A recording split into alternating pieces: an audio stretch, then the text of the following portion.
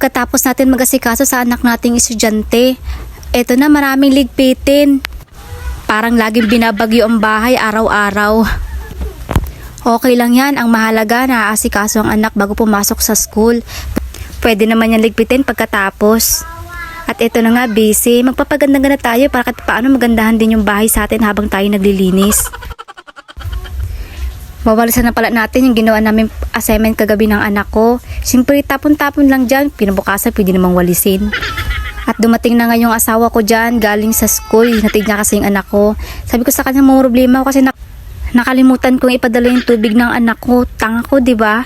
Buti na lang yung asawa ko, napansin niyang walang dalang tubig ang anak ko, kaya binilihan na lang daw niya.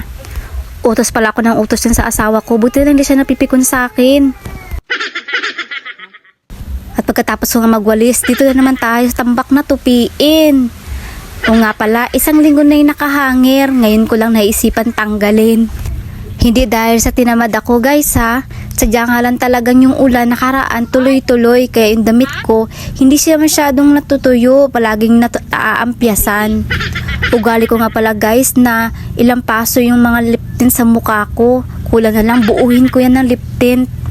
Feel na feel ko nga pala dyan na maganda ako. Pinapagandaan ko nga pala yung mga sinampay ko na tutupiin. Ang dami, diba? Para naman may inspirasyon ako sa mga tupiin ko. Baka kasi saliban ako ng haring katamaran. Ugali ko pa naman yan, guys. At pasayaw-sayaw pa ako. Pinakagusto ko yan at pinapil ko na marunong ako magsayaw. Para minsan lang naman, pagbigyan nyo na.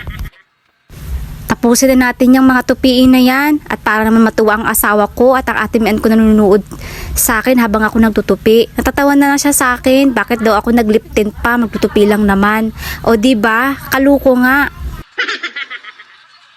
Oh. Ay, manok mo na lahi. Binigay mo dito, ma? What? Ah, dito. Dalawa na lang natira. Anong gagawin ko dito, ma? Ah. Hatayin ko na?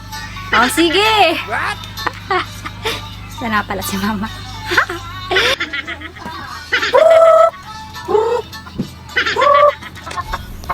At patatalino talaga yung mga alaga ko na yan. Tingnan mo naman.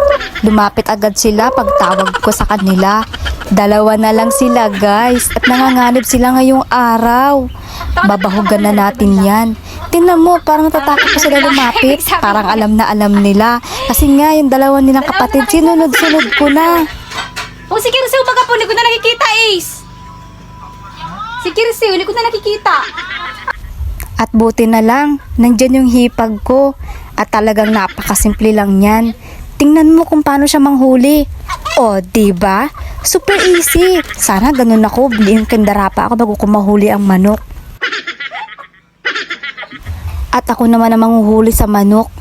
Yan, dahan-dahan tayo niyan. Para makuha na natin yan. At kagalingan naman talaga ng hipag ko manghuli. Balikan na natin yung tinutupi natin. Baka kasi hindi na naman tumatapos. Kakakuhuli ng manok. Tapusin na natin yan. At ayun nga, natapos na yung mga tupiin ko. Ilalagay ko na yan sa aking mga damitan. At para wala na akong iisipin kasi maya-maya uuwi na yung anak ko, mga 12. Kaya dapat, wala na akong dapat gagawin yan kasi pagdating niya, talagang may assignment ang anak ko. Aasikasuhin na natin niya at pagkatapos ng assignment, matutulog yung anak ko, yung na dapat lagi ang kanyang gawain, hindi yung puro cellphone. First day kahapon ng school ng anak ko. Kaya, busy talaga ang lola mo simula madaling araw. Ang daming trabaho nga naman ng pagiging nanay. Pero ang saya-saya lalo na't may anak ka.